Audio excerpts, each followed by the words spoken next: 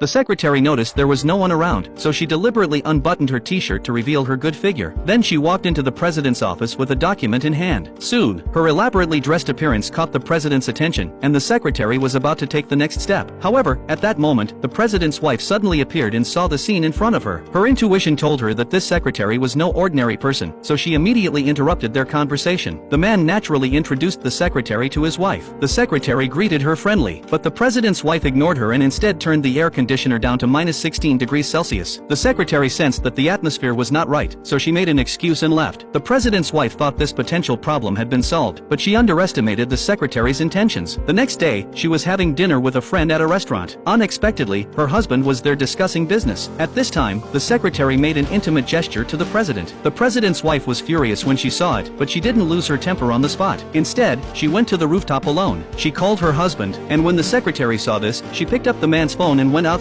telling her that the president was in a meeting and no one was allowed to disturb him. Although the wife was angry, she held back her anger. However, when she saw her husband and the secretary walking into a hotel room, she lost her mind and grabbed a fruit knife. But when she knocked on the door and it opened, she saw her husband and his employees having a meeting. This scene made her feel embarrassed instantly, but she quickly calmed down and came up with a way to deal with the current situation.